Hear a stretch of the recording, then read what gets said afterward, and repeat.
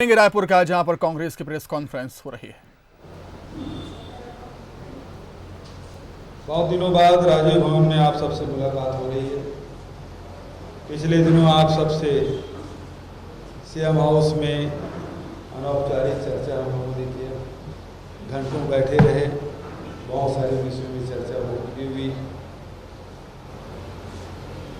Monsoon का आगमन हो चुका है, किसान अपने खेतों में व्यस्त हैं, बुआई और रोपाई का काम को गति मिली है। नदी नालों में पर्याप्त पानी है, हमारे बांधों में भी पर्याप्त पानी संग्रहित हो चुके हैं। इस साल फसल अच्छी होने की संभावना है। उसके साथ साथ हमारे कृषि और सहकारिता विभाग ने जो तैयारी की है, सभी सोसाइटियों में खाद बीज की पर्याप्त मात्रा में उपलब्धता, ऋण की उपलब्धता की जा चुकी है। और इसी के साथ साथ एक क्रांतिकारी कदम छत्तीसगढ़ सरकार ने उठाया है, जिसकी चर्चा पूरे देश में है। वो है गौठान समिति के माध्यम से गोबर खरीद, और इसमें पूरे देश में चर्चा हो रही है, पत्रकार मित्रों के बीच में ज़्यादा ही चर्चा है। तो गोबर खरीदने के लिए आज मंत्रिमंडलीय उप समिति जो बनाए थे चौबे जी की अध्यक्षता में, वो मीटिंग अभी चल रही है। बहुत जल्दी रिपोर्ट को सबमिट करेंगे और मुझे भी बड़ी उत्सुकता है उस रिपोर्ट की। तत्काल बाद हम कैबिनेट की मीटिंग करेंगे और रेट तय होगा, क्योंकि रेट के बारे में सभी लोगों को उत्सुकता है कि गोबर का रेट क्या होगा। तो उत्सुकता भी बहुत जल्दी समाप्त होगी और उन लोगों के हाथ में पैसा जाएगा जिनके पास कुछ भी नहीं है। छत्तीसगढ़ सरकार ने जहां एक तरफ किसानों को राजीव गांधी न्याय योजना के माध्यम से 21 मई को प्रथम किस्त हम लोगों ने दिया है, 4 किस्त में ये राशि देने का फैसला किया है। दूसरा किस्त 20 अगस्त को रावल जी के जयंती के अवसर पर देंगे। उसके बाद 2 किस्त और किसानों को मिलेगा। उसी प्रकार से मनरेगा में बहुत अच्छा काम हुआ, बहुत अच्छे निर्माण हुए वन विभाग के द्वारा और पंचायत विभाग के द्वारा। यहाँ नाला में जो नरवा हमारा प्रोजेक्ट है, उसमें इस साल करीब 1300 नाले में काम हुए हैं और वो लगातार सभी नालों को, हम पूरे छत्तीसगढ़ के नालों को रिचार्जिंग करने का काम हम करेंगे। गौठान 2200 बन चुके हैं, 2800 निर्माणाधीन है और 11,000 पंचायतें हैं, 20,000 गाँव हैं। हमारी कोशिश है कि सभी गाँव में ये गौठान बने। गौठान समिति के माध्यम से जहाँ मवेशी को रखने की व्यवस्था हो, वहीं आजीविका सेंटर भी, या दूसरे शब्दों में कहें कि हर गांव में एक इंडस्ट्रियल पार्क होगा। कि जो 3 से 5 एकड़ ज़मीन गौठान के लिए आरक्षित कर रहे हैं, उसमें 1 एकड़ जो ज़मीन है उसमें आजीविका सेंटर के रूप में जो औद्योगिक गतिविधि है, जो ग्रामोद्योग है, उसको संचालित करेंगे ताकि ज़्यादा से ज़्यादा लोगों को रोजगार मिल सके। हमारे लघु अनुपज है, उसकी प्रोसेसिंग हो सके। वनौषधि है, उसकी प्रोसेसिंग उन्हीं गाँव में हम करके आगे भेजें, ताकि जहाँ संग्रहण में लोगों को लाभ मिलता है वहीं उसकी प्रोसेसिंग यूनिट लगेगी, तो रोजगार भी मिलेगा और उसे मूल्य भी मिलेगा, तो वैल्यू एडिशन भी होगा। तो इस प्रकार से छत्तीसगढ़ सरकार के कोशिश कि हर आदमी को रोजगार मिले। लेकिन ये गोबर खरीदने की जो योजना है, ऐसे भूमिहीन लोग जो गांव में रहते हैं, शहर में रहते हैं, जिसके पास ज़मीन नहीं है, लेकिन यदि 2 गाय या 2 मवेशी उसके पास है, तो उस गोबर को खरीदेंगे तो निश्चित रूप हर महीने उसकी इनकम की व्यवस्था होगी। तो ये छत्तीसगढ़ सरकार की कोशिश, मैं समझता हूँ कि कहने को बहुत कुछ है, लेकिन मैं आप सबसे सवाल लूँगा तो बहुत सारी चीज़ कवर हो जाएगा। तो आप सब से एक एक करके यदि सवाल पूछें तो मुझे खुशी है।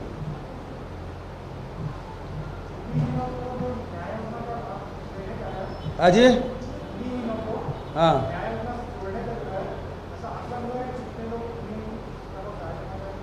अभी ये इस बात की हमने घोषणा की है कि जो भूमिहीन जो मजदूर हैं उनको भी न्याय योजना से हम जोड़ेंगे, उन्हें भी लाभान्वित करेंगे। तो उसकी प्रक्रिया चल रही है। चीफ सेक्रेटरी की अध्यक्षता में कमेटी बनी है और लोग अध्ययन कर रहे हैं वो उसकी संख्या कितनी है या उसको किस प्रकार से लाभान्वित करें। तो पूरे कार्यक्रम की रूपरेखा अभी चीफ सेक्रेटरी की अध्यक्षता में चल रही है।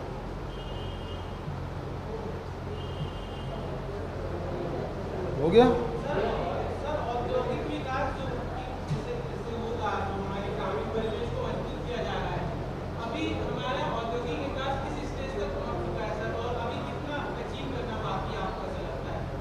देखिए, छत्तीसगढ़ में जहाँ हमारे पास खनिज संपदा है और जो मुख्य खनिज है उसके आधारित उद्योग लगे हैं, चाहे स्टील हो, चाहे वो एल्युमिनियम हो, चाहे वो पावर हो, चाहे वो सीमेंट हो, ये सारे उद्योग लगे हैं। और आपने देखा होगा कोरोना काल में ये सारी औद्योगिक इकाइयाँ बंद हो गई थी। देश में औद्योगिक उत्पादन जहाँ ठप हो गया था, वहीं छत्तीसगढ़ में न लोहे के खदान बंद हुए, न ही बॉक्साइट के खदान बंद हुए और न ही कोल के जो ब्लॉक है वो बंद हुए। भले कम क्षमता में हो लेकिन उत्पादन लगातार जारी रहा। और खदान ही नहीं बल्कि हमारे बड़े उद्योग हैं वो भी संचालित रहे।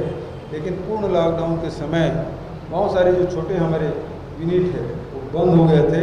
लेकिन मुझे इस बात की प्रसन्नता है कि 23 अप्रैल को सबसे पहले देश में हमारे छत्तीसगढ़ में उत्पादन शुरू हुआ और मई महीने में हमारे सर्वाधिक उत्पादन का रिकॉर्ड छत्तीसगढ़ का रहा है औद्योगिक उत्पादन का। अभी भी 7% जो उद्योग हमारे संचालित हो रहे हैं और 80% क्षमता के साथ संचालित हो रहे हैं, क्योंकि जैसे जैसे डिमांड होगी उत्पादन क्षमता बढ़ेगा। तो हमारे यहाँ इन इकाइयों में काम तो चल रहे हैं, लेकिन हम ग्राम उद्योग को भी हम जोड़ना चाहते हैं गौठान के माध्यम से और उसके माध्यम से लोगों को रोजगार देना चाहते हैं।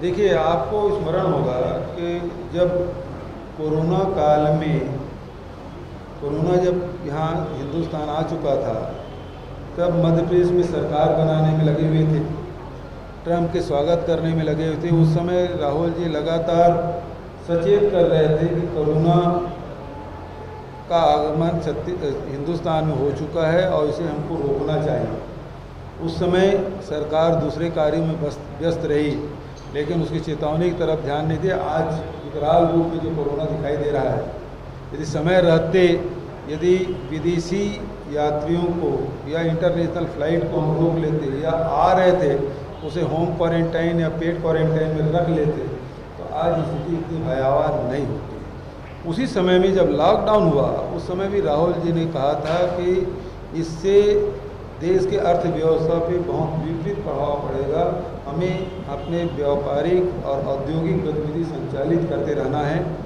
और सब ने देखा कि किस प्रकार से करोड़ों करोड़ लोग सड़कों पर चले और क्या दृश्य, हिंदुस्तान में कभी शायद ऐसा दृश्य नहीं देखा। जो दृश्य हम लोगों ने वर्तमान पीढ़ी ने जो देखा है वो कभी नहीं भुलाया जा सकता। ये दृश्य देखे हैं। लेकिन छत्तीसगढ़ सरकार ने, आपको याद होगा कि मनरेगा का काम हमने कभी बंद नहीं किया। लॉकडाउन की स्थिति में भी हम संचालित करते रहे। बहुत सारे लोग PIL भी लगाए, हाई कोर्ट में गए, लेकिन हम उधर भी जवाब देते रहे। लेकिन मनरेगा का काम नहीं बंद किए। एक समय ये था कि देश में सर्वाधिक मनरेगा मजदूर छत्तीसगढ़ में कार्यरत थे। और ये भी प्रसन्नता का विषय है कि हम तत्काल 15 दिन के अंदर में सब लोगों का भुगतान कर दिए। एक भी शिकायत भुगतान के मामले में नहीं मिला है। जबकि पिछले सरकार में स्थिति ये रही है कि पिछली सरकार तो चली गई, उसका भुगतान को हमारी सरकार को करना पड़ा। 2-3 साल तक के मनरेगा मजदूरों के भुगतान नहीं हुए थे। लोगों का विश्वास उड़ गया था। जब मनरेगा काम जाने के लिए बात करते थे तो बोले भुगतान ही नहीं होता तो फिर जाने का मतलब क्या है। तो मनरेगा से विश्वास उड़ गया था। अभी हमारी सरकार में मनरेगा में 26 लाख मजदूर काम किए, जो रिकॉर्ड है छत्तीसगढ़ में। 15 लाख से कभी अधिक काम नहीं किए थे। इस साल 26 लाख मजदूरों ने काम किया है। ये एक नहीं, एक पत्रकार एक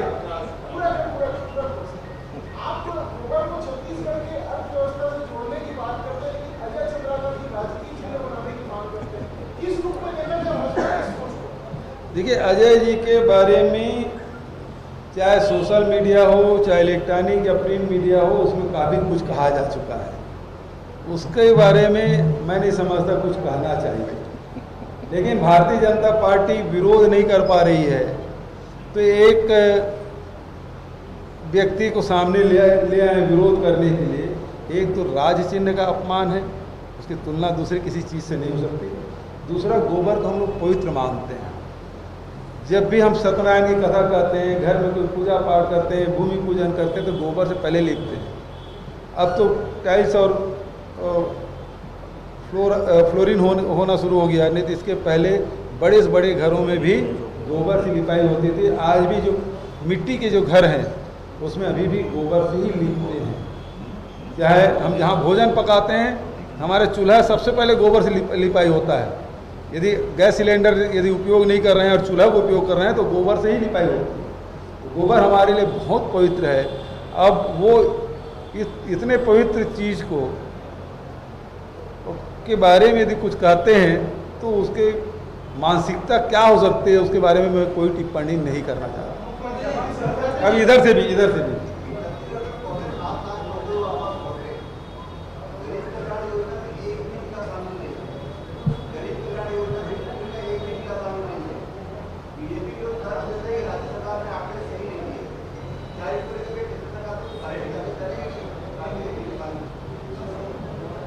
देखिए, ये मांग कर नहीं पा रहे हैं। प्रधानमंत्री जी के सामने भारतीय जनता पार्टी के राज्य के किसी नेता की हैसियत नहीं है कि वो कुछ बोल सके उसके सामने। तो यही कुछ बोल रहे हैं।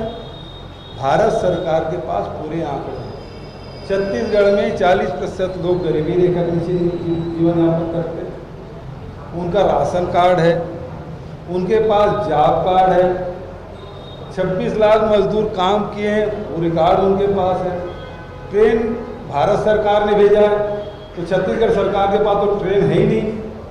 भारत सरकार के ट्रेन से ही बैठ के वो मजदूर आए हैं। पैसा भले हम दिए किराया का पैसा, लेकिन ट्रेन की व्यवस्था भारत सरकार ने की है। तो मजदूर जो आए हैं तो उसकी जानकारी भारत सरकार के पास है। तो आंकड़े बताने की जरूरत है क्या? सारी स्थिति है, जब उनके पास, जब किसान न्याय योजना का पैसा दे रहे हैं, वो जनधन योजना के पैसा दे रहे हैं, तो सारे आंकड़े उसके पास हैं। लेकिन उनको तो चुनाव देखना है बिहार का, फोकस तो वही था। जवान तो हमारे यहाँ भी शहीद हुए छत्तीसगढ़ के, लेकिन वो केवल बिहार प्रांत के लोगों को ही संबोधित करते रहे, यहाँ के बारे में एक शब्द नहीं कहा। तो उनका फोकस पूरा चुनाव ही रहता है। एक गतिविधि है चुनाव से जुड़े हुए होते हैं। तो ये भारतीय जनता पार्टी के लोगों से मेरा इतना कहना है, सभी यहाँ की जनता ने 9 सांसद चुन के भेजे हैं, कम से कम वो लिख के दे। राष्ट्रीय उपाध्यक्ष है, वो प्रधानमंत्री से आग्रह करेंगे भाई यहाँ गरीब कल्याण योजना छत्तीसगढ़ को जोड़ा जाना चाहिए। हमने तो पत्र लिखा है और ये भी भारत सरकार को पता है कि 28 में से 10 जिले हैं वो आकांक्षी जिले हैं। ये पैरामीटर भारत सरकार ने तय किया है, छत्तीसगढ़ सरकार ने नहीं तय किया है। ये 15 साल के मुख्यमंत्री रमन सिंह की गृह जिला कोरबा, राजनांदगांव, वो भी आकांक्षी जिले में आता है।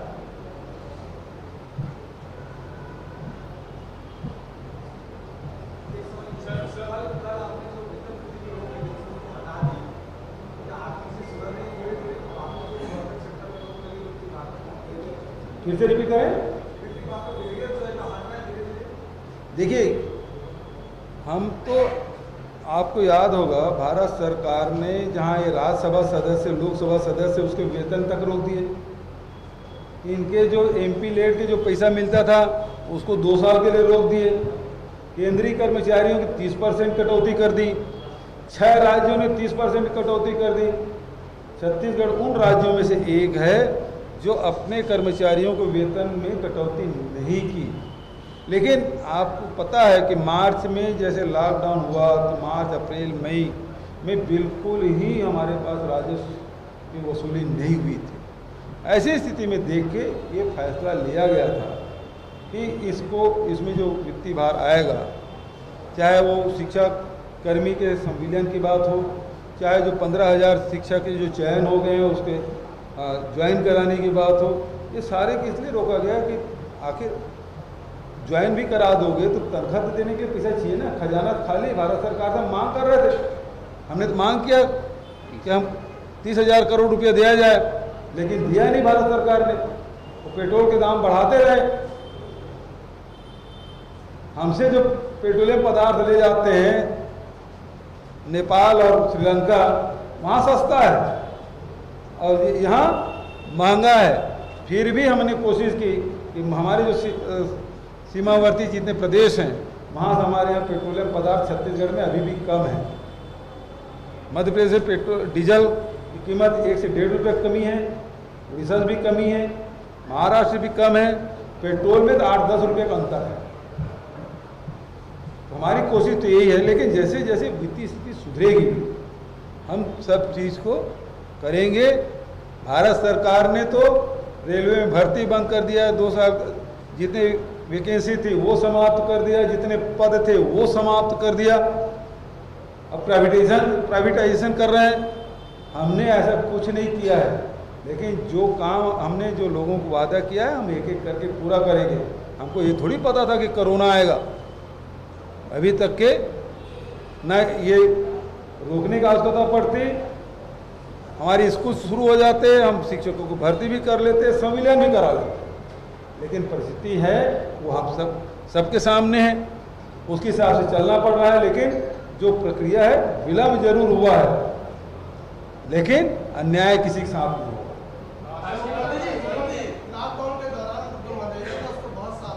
अजी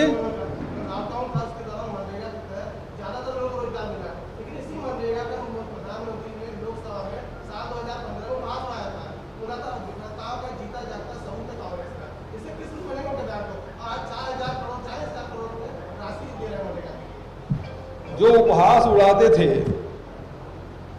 उसको उसे स्वीकार करना पड़ा। तो ये तो केंद्र सरकार के जो कथनी और करनी में अंतर है वो सामने आया। और ये संकट के समय में मनरेगा ने देश के मजदूरों के अर्थव्यवस्था को संभाला। ये